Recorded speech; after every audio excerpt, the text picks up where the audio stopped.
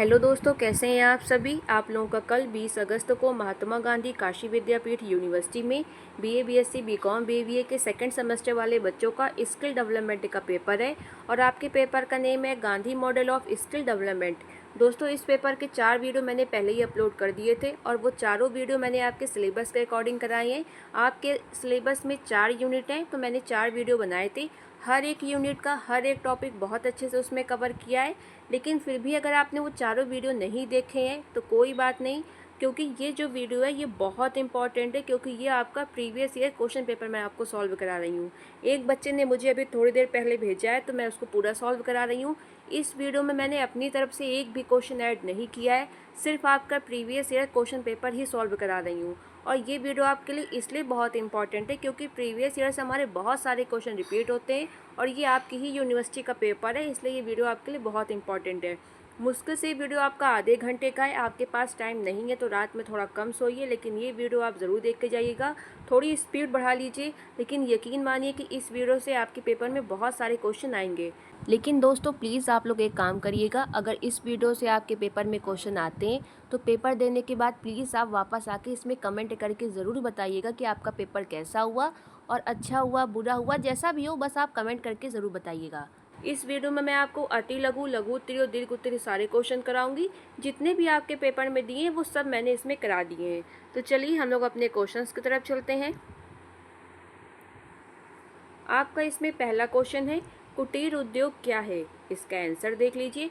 कुटीर उद्योग वह उद्योग है जिसे छोटे स्तर पर घर या गांव में परिवार के सदस्यों द्वारा कम पूंजी और साधारण उपकरणों की सहायता से चलाया जाता है।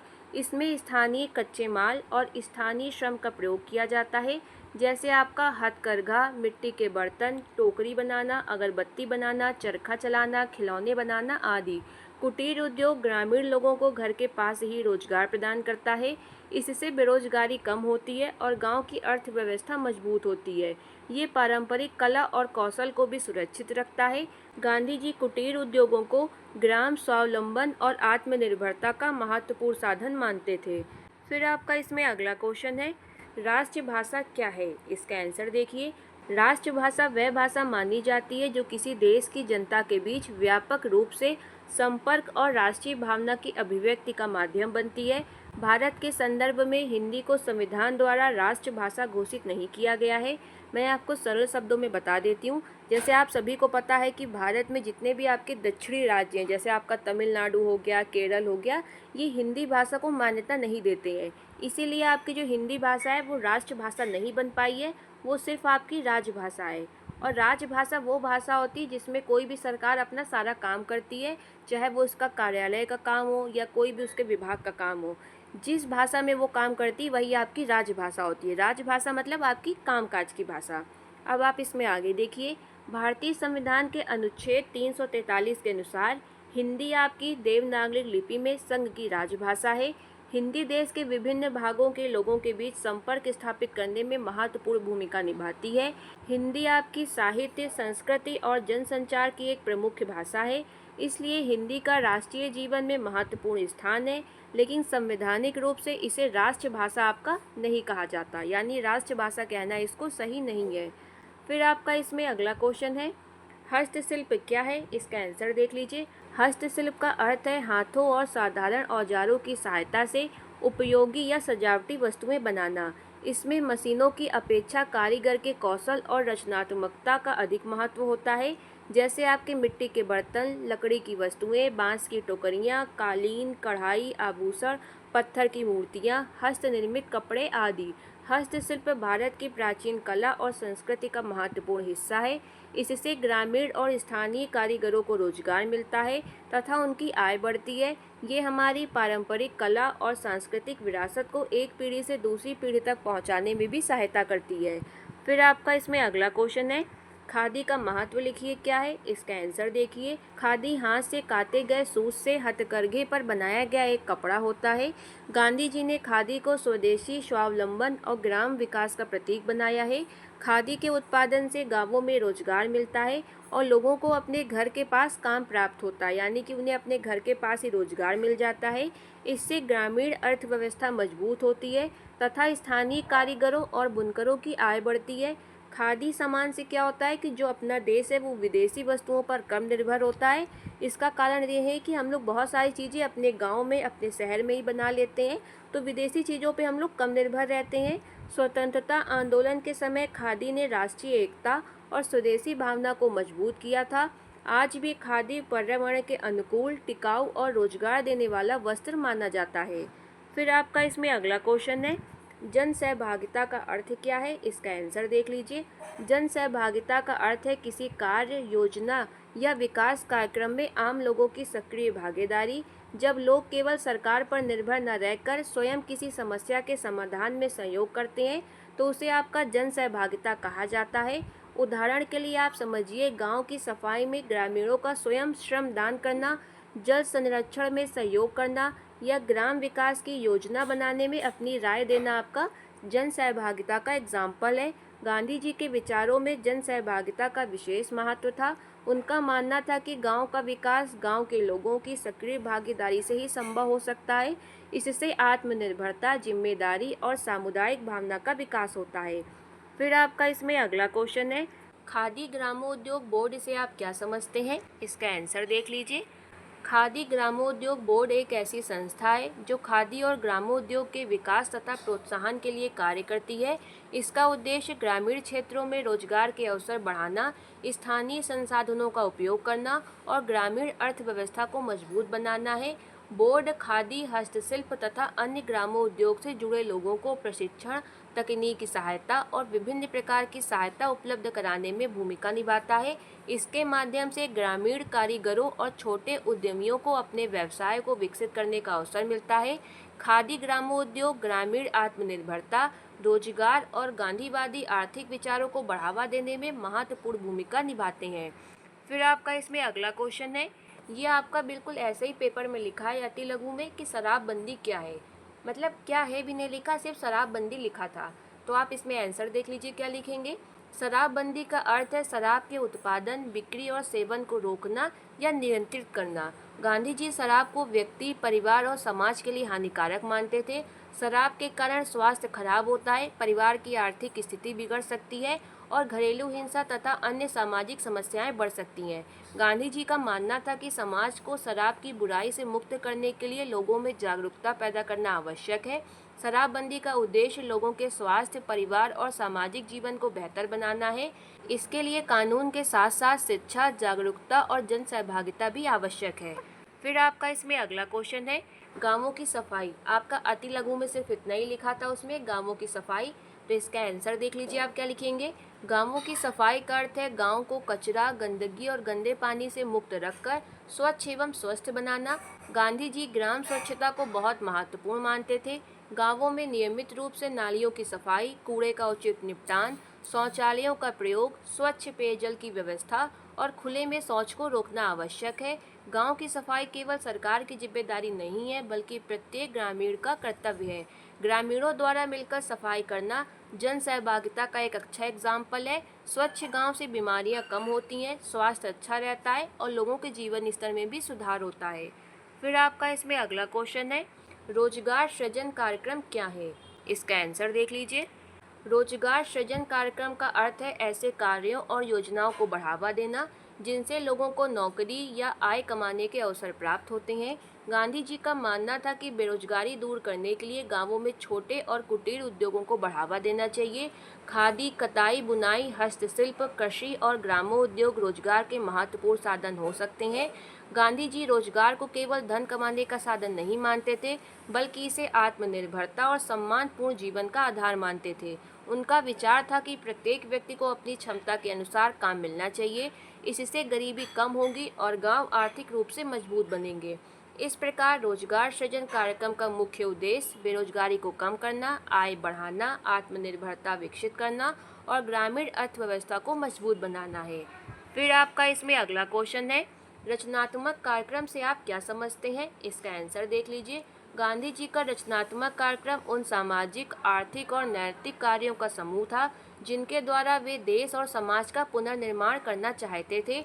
गांधी जी के अनुसार केवल अंग्रेजों का विरोध करके स्वतंत्रता प्राप्त करना पर्याप्त नहीं था बल्कि समाज की बुराइयों को भी समाप्त करना आवश्यक था। रचनात्मक कार्यक्रम में सांप्रदायिक एकता, अस्पृश्यता निवारण, खादी और ग्रामोद्योग, गांवों की सफाई, बुनियादी शिक्षा, महिलाओं का उत्थान, स्वास्थ्य, श्रम की प्रतिष्ठा और आर्थिक समानता जैसे कार्य शामिल हैं। गांधी जी चाहते थे कि जनता स्वयं इन कार्यों में भाग ले। इससे लोगों में सेवा, सहयोग, आत्मनिर्भरता और जिम्मेदारी की भावना पैदा होती है। फिर आप इसमें आगे लिखेंगे, अतः रचनात्मक कार्यक्रम का उद्देश्य स्वतंत्रता के साथ साथ सामाजिक सुधार, आर्थिक विकास और ग्राम स्वराज की स्थापना करना था। फिर आपका इसमें अगला क्वेश्चन है, गांधी जी का अस्पृश्यता निवारण से क्या तात्पर्य है? इसका आंसर देख लीजिए। गांधी जी के अनुसार अस्पृश्यता निवारण का अर्थ है समाज में जाति के आधार पर किसी व्यक्ति को अछूत मानने और उसके साथ भेदभाव करने की प्रथा को समाप्त करना। फिर आप इसमें आगे लिखेंगे, वे अस्पृश्यता को सामाजिक अन्याय और मानवता के विरुद्ध मानते थे। गांधी जी चाहते थे कि सभी लोगों को मंदिरों, कुओं, विद्यालयों, सार्वजनिक स्थानों और सामाजिक जीवन में समान अधिकार प्राप्त हो। उन्होंने दलितों के सम्मान और उनके सामाजिक तथा आर्थिक विकास के लिए लगातार प्रयास किए। वे स्वयं सफाई के कार्यों में भाग लेते थे और लोगों को ये अच्छे से समझाते थे कि कोई भी काम छोटा या अपमानजनक नहीं होता है। उन्होंने शिक्षा, स्वच्छता, रोजगार और सामाजिक सम्मान के माध्यम से वंचित वर्गों की स्थिति सुधारने पर जोर दिया। ये क्वेश्चन आपका लॉन्ग में पूछा गया है, इसलिए आपको थोड़ा बड़ा लिखना पड़ेगा। फिर आप इसमें हेडिंग डालेंगे, गांधी जी के अस्पृश्यता निवारण की मुख्य बातें क्या थीं। आपका इसमें पहला पॉइंट है पाप और कलंक। गांधी जी मानते थे कि अस्पृश्यता हिंदू धर्म पर एक बड़ा कलंक और नैतिक पाप है। सेकंड पॉइंट है समान अधिकार। मंदिरों, सार्वजनिक कुओं, तालाबों और स्कूलों पर भी सभी का समान अधिकार होना चाहिए। थर्ड पॉइंट है आपका हरिजन नाम। उन्होंने अछूत कहे जाने वाले लोगों को सम्मान देने के लिए हरिजन नाम दिया, यानी कि जिन्हें पहले अछूत कहा जाता था, गांधी जी ने उन्हें हरिजन नाम दिया, यानी कि भगवान के जन। फिर आपका इसमें अगला पॉइंट है हरिजन सेवक संघ। वर्ष 1932 में समाज सुधार और उत्थान के लिए हरिजन सेवक संघ की स्थापना करी थी महात्मा गांधी ने। फिर आपका इसमें अगला पॉइंट है सद्भावना प्रसार। सवर्ण हिंदुओं की मानसिकता बदलना और दोनों वर्गों के बीच में भाईचारा बढ़ाना उनका मुख्य उद्देश्य था। फिर आप इसमें आगे लिखेंगे, इस प्रकार अस्पृश्यता निवारण का उद्देश्य समानता, मानव सम्मान, सामाजिक न्याय और भाईचारे पर आधारित समाज का निर्माण करना था। फिर आपका इसमें अगला क्वेश्चन है महात्मा गांधी की बुनियादी तालीम की अवधारणा की व्याख्या कीजिए। ये क्वेश्चन आपका लघु में पूछा गया है, लेकिन बहुत इंपॉर्टेंट है, इसको ध्यान दीजिएगा। महात्मा गांधी की बुनियादी तालीम को नई तालीम या वर्धा शिक्षा योजना भी कहा जाता है। इसका उद्देश्य ऐसी शिक्षा देना था जो बच्चे के शरीर, मन और आत्मा का सर्वांगीण विकास करे। फिर आप इसमें आगे लिखेंगे, इस शिक्षा में किसी उपयोगी शिल्प या हस्तकार्य को शिक्षा का केंद्र बनाया गया था। इसका मतलब ये है कि गांधी जी ने जो बुनियादी तालीम यानी कि नई शिक्षा दी थी, उसमें उन्होंने ये कहा था कि बच्चे को पढ़ाई के साथ साथ कोई स्किल्स भी दी जाए, यानी जैसे शिल्प हो गया, आपका हस्तकार्य हो गया, बुनाई, कढ़ाई, ये सब सिखाया जाए, जिससे अगर भविष्य में उन्हें ज़रूरत पड़े तो वो उससे पैसे कमा सकें।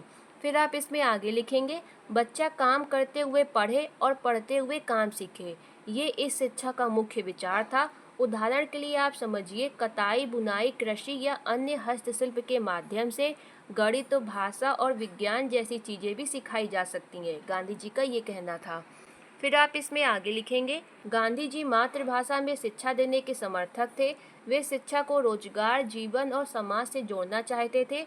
बुनियादी तालीम में श्रम की प्रतिष्ठा, आत्मनिर्भरता, सहयोग, अनुशासन और चरित्र निर्माण पर विशेष जोर दिया गया है। इस प्रकार बुनियादी तालीम का मुख्य उद्देश्य व्यवहारिक, स्वावलंबी, नैतिक और समाज के लिए उपयोगी नागरिक तैयार करना था। फिर आपका इसमें अगला क्वेश्चन है, कौमी एकता पर संक्षिप्त टिप्पणी लिखिए। आंसर देख लीजिए। कौमी एकता का अर्थ है देश के विभिन्न धर्मों, जातियों, भाषाओं और समुदायों के लोगों के बीच में एकता, भाईचारा और पारस्परिक सम्मान की भावना होना। गांधी जी कौमी एकता को स्वतंत्र भारत के लिए बहुत आवश्यक मानते थे। वे हिंदू मुस्लिम एकता के विशेष समर्थक थे। उनका मानना था कि धर्म अलग हो सकते हैं, लेकिन सभी मनुष्य आपके एक समान हैं। उन्होंने धार्मिक भेदभाव, घृणा और हिंसा का विरोध किया तथा सभी धर्मों के प्रति सम्मान की भावना को बढ़ावा दिया। फिर आप इसमें आगे लिखेंगे, गांधी जी के अनुसार सच्ची राष्ट्रीय एकता तभी संभव है जब लोग अपने व्यक्तिगत और सामुदायिक मतभेदों से ऊपर उठकर देश और मानवता के हित को प्राथमिकता देंगे। इसलिए कौमी एकता गांधी जी के रचनात्मक कार्यक्रम और स्वतंत्रता आंदोलन का महत्वपूर्ण हिस्सा थी। फिर आपका इसमें अगला क्वेश्चन है, अस्पष्टता समस्या पर एक निबंध लिखिए। ये क्वेश्चन भी आपका दीर्घ उत्तरी में पूछा गया था। दोस्तों ध्यान दीजिए, इसमें आपको निबंध लिखने के लिए कहा गया है, तो सबसे पहले आप हेडिंग डालेंगे प्रस्तावना। अस्पष्टता भारतीय समाज की एक पुरानी सामाजिक समस्या थी। इसमें कुछ जातियों के लोगों को केवल उनकी जाति के कारण निम्न समझकर उनके साथ भेदभाव किया जाता था।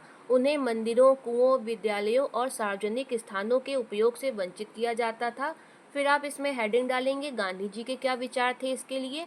महात्मा गांधी अस्पृश्यता के कट्टर विरोधी थे। उनका मानना था कि सभी मनुष्य समान हैं और किसी व्यक्ति को जन्म या जाति के आधार पर छोटा समझना अन्याय है। वे अस्पृश्यता को धर्म और मानवता दोनों के विरुद्ध मानते थे। फिर आप इसमें आगे लिखेंगे, गांधी जी ने अस्पृश्यता समाप्त करने के लिए जन जागरण किया, यानी कि लोगों को जागरूक किया। उन्होंने दलित समुदाय के सम्मान और सामाजिक अधिकारों के लिए काम किया। वे मंदिर प्रवेश, सार्वजनिक कुओं के उपयोग, शिक्षा और रोजगार में समान अवसर के समर्थक थे। उन्होंने स्वयं सफाई के कार्यों में भाग लेकर श्रम की प्रतिष्ठा स्थापित करने का प्रयास किया। फिर आप इसमें अगली हेडिंग डालेंगे, समस्या का समाधान क्या है। अस्पृश्यता समाप्त करने के लिए शिक्षा, सामाजिक जागरूकता, समान अवसर, कानून का पालन और जन सहभागिता आवश्यक है। समाज में जाति के आधार पर भेदभाव समाप्त होना चाहिए। फिर आप इसमें निष्कर्ष लिखेंगे। देख लीजिए आप इसमें क्या लिखेंगे, अस्पृश्यता केवल किसी एक वर्ग की समस्या नहीं है बल्कि पूरे समाज की समस्या है। गांधी जी का उद्देश्य समानता, भाईचारे और मानव सम्मान पर आधारित समाज बनाना था। आज भी उनके अस्पृश्यता विरोधी विचार सामाजिक न्याय के लिए महत्वपूर्ण है। फिर आपका इसमें अगला क्वेश्चन है, आरोग्य के नियमों की शिक्षा के संबंध में गांधी जी के विचारों का उल्लेख करें। इसका आंसर देखिए, गांधी जी के अनुसार अच्छा जो स्वास्थ्य है वो अच्छे जीवन और अच्छे समाज की आधारशिला है। वे चाहते थे कि बच्चों और आम लोगों को स्वास्थ्य और स्वच्छता के नियमों की शिक्षा दी जाए। उनके अनुसार केवल बीमारी होने के बाद उपचार करना पर्याप्त नहीं है, बल्कि बीमारी से बचाव के उपायों का ज्ञान होना भी आवश्यक है। गांधी जी स्वच्छ शरीर, स्वच्छ घर और स्वच्छ वातावरण को बहुत महत्व देते थे। वे साफ पानी पीने, पौष्टिक और संतुलित भोजन करने, नियमित व्यायाम करने तथा पर्याप्त आराम करने की सलाह देते थे। वे गांवों में स्वच्छ शौचालय, साफ नालियों और कचरे के उचित निपटान पर जोर देते थे। फिर आप इस पे आगे लिखेंगे, वे व्यक्तिगत स्वच्छता के साथ साथ गांवों की सामूहिक सफाई को भी आवश्यक मानते थे। उनका विचार था कि विद्यार्थी स्वयं सफाई के कार्यों में भाग लेकर स्वच्छता का महत्व सीखे। इस प्रकार गांधी जी के अनुसार आरोग्य शिक्षा का उद्देश्य स्वच्छता, स्वास्थ्य, अनुशासन और स्वस्थ जीवन शैली की आदत विकसित करना था। फिर आपका इसमें अगला क्वेश्चन है, किसानों की समस्याओं का वर्णन करें। इसका आंसर देख लीजिए, भारत की अर्थव्यवस्था में किसानों का महत्वपूर्ण स्थान है, लेकिन किसानों को अनेक समस्याओं का सामना करना पड़ता है। भारतीय किसानों की प्रमुख समस्याओं में कम कृषि आय, ऋण का बोझ, उचित मूल्य न मिलना, सिंचाई की कमी, प्राकृतिक आपदाएं, छोटे और बिखरे हुए खेत तथा महंगी कृषि साधन शामिल हैं। कई बार फसल खराब होने पर किसान आर्थिक संकट में फंस जाते हैं। गांधी जी ने किसानों की समस्याओं को समझने और उनके समाधान के लिए कई आंदोलनों में भाग लिया। फिर आप इस पे हेडिंग डालेंगे, किसानों की प्रमुख समस्याएं क्या हैं, क्योंकि ये क्वेश्चन आपका दीर्घ में पूछा गया है तो आपको पॉइंट वाइज भी लिखना होगा। फिर आप इसमें लिखेंगे, किसानों की प्रमुख समस्याएं निम्नलिखित हैं। इसमें आपका पहला पॉइंट है मानसून पर निर्भरता। अधिकांश कृषि आज भी समय पर बारिश न होने या सूखे की स्थिति से जूझती है। सेकंड पॉइंट है आपका सिंचाई की कमी। दूर दराज के इलाकों में पानी के स्थायी और आधुनिक स्रोतों का अभाव है। फिर आपका इसमें अगला पॉइंट है छोटी जोत, यानी कि छोटे खेत। अधिकांश किसानों के पास 1 से 2 हेक्टेयर से कम जमीनें हैं, जिससे बड़े पैमाने पर पैदावार करना कठिन होता है। फिर आपका नेक्स्ट पॉइंट है महंगा कर्ज। पूंजी के अभाव में किसान महंगे निजी ऋणों के जाल में फंस जाते हैं। फिर आपका अगला पॉइंट है भंडारण और बाजार। कोल्ड स्टोरेज की कमी और बिचौलियों के कारण फसल आपकी सही दाम में नहीं बिक पाती है, यानी कि किसानों को सही दाम नहीं मिल पाता है। फिर आप इसमें आगे लिखेंगे, गांधी जी ने किसानों के शोषण का विरोध किया, चंपारण सत्याग्रह में उन्होंने नील की खेती से परेशान किसानों की समस्याओं को उठाया। खेड़ा सत्याग्रह में फसल खराब होने के बावजूद लगान वसूली का विरोध किया। गांधी जी किसानों को आत्मनिर्भर बनाने, सहकारिता, ग्रामोद्योग और स्थानीय उत्पादन को बढ़ावा देने के पक्षधर थे। इस प्रकार किसानों की स्थिति सुधारने के लिए उचित मूल्य, सस्ती कृषि सुविधाएं, सिंचाई, ऋण से राहत, तकनीकी ज्ञान और सरकारी सहायता आवश्यक है। फिर आपका इसमें अगला क्वेश्चन है, गांधी जी की शिल्प दृष्टि क्या है? इसका आंसर देखिए। गांधी जी की शिल्प दृष्टि का अर्थ है हाथ से किए जाने वाले काम और शिल्प को शिक्षा, रोजगार तथा आत्मनिर्भरता का साधन मानना। गांधी जी का मानना था कि शिक्षा केवल किताबों तक सीमित नहीं होनी चाहिए, बल्कि विद्यार्थियों को कोई उपयोगी हस्तकला या शिल्प भी सिखाना चाहिए। उन्होंने नई तालीम या बुनियादी शिक्षा में शिल्प को विशेष महत्व दिया। चरखा चलाना, कताई, बुनाई और अन्य ग्रामीण कार्य इसके उदाहरण हैं। शिल्प के माध्यम से व्यक्ति में मेहनत, आत्मनिर्भरता, रचनात्मकता रचनात्मकता और सम्मान की भावना विकसित होती है। गांधी जी की शिल्प दृष्टि का मुख्य उद्देश्य शिक्षा को जीवन और उत्पादन से जोड़ना तथा गांवों को आत्मनिर्भर बनाना था। फिर आपका इसमें अगला क्वेश्चन है, खादी। आपका अति लघु में ऐसे ही लिखा था, खादी सिर्फ। अब आप इसका आंसर देख लीजिए।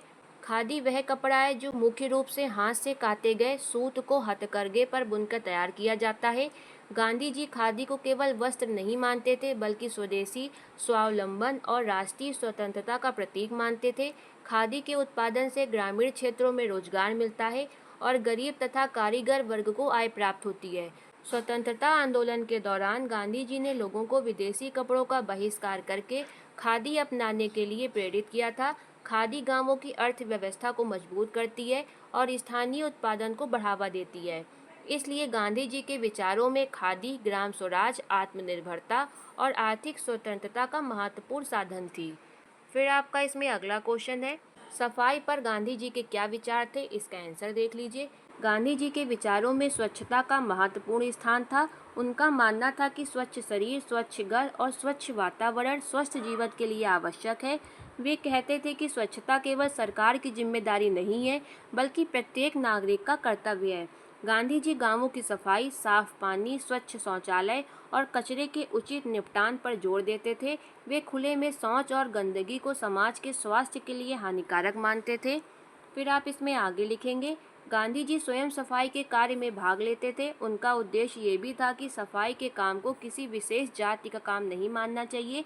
हर व्यक्ति को अपने आसपास की सफाई स्वयं करने में संकोच नहीं करना चाहिए। फिर आप इसमें आगे लिखेंगे, उनके लिए स्वच्छता केवल स्वास्थ्य का विषय नहीं था, बल्कि आत्मसम्मान, अनुशासन और अच्छे समाज की पहचान थी। फिर आपका इसमें अगला क्वेश्चन है, गांधी जी का राजनीतिक दर्शन क्या था? इसका आंसर देख लीजिए। गांधी जी का राजनीतिक दर्शन सत्य, अहिंसा, सत्याग्रह, स्वराज और नैतिकता पर आधारित था। वह राजनीति को केवल सत्ता प्राप्त करने का साधन नहीं मानते थे। उनके अनुसार राजनीति का उद्देश्य समाज और जनता की सेवा करना होना चाहिए। इसमें आप पॉइंट में लिखेंगे, गांधी जी का मानना था कि अन्याय का विरोध हिंसा से नहीं, बल्कि सत्याग्रह और अहिंसक संघर्ष से किया जाना चाहिए। वे लोकतंत्र, जन सहभागिता और विकेंद्रीकरण के समर्थक थे। फिर आप इसमें अगला पॉइंट लिखेंगे, गांधी जी ग्राम स्वराज की कल्पना करते थे। उनके अनुसार गांव आत्मनिर्भर और अपने निर्णय स्वयं लेने वाले होने चाहिए। वे सत्ता के अत्यधिक केंद्रीकरण के पक्ष में नहीं थे। फिर आपका इसमें अगला पॉइंट है, उनके राजनीतिक दर्शन में साधन और साध्य दोनों की शुद्धता महत्वपूर्ण थी। उनका विश्वास था कि अच्छे उद्देश्य को प्राप्त करने के लिए गलत साधनों का प्रयोग नहीं किया जाना चाहिए। फिर आप इसमें आगे लिखेंगे, इस प्रकार गांधी जी का राजनीतिक दर्शन नैतिकता, अहिंसा, स्वराज, जन भागीदारी और सेवा पर आधारित था।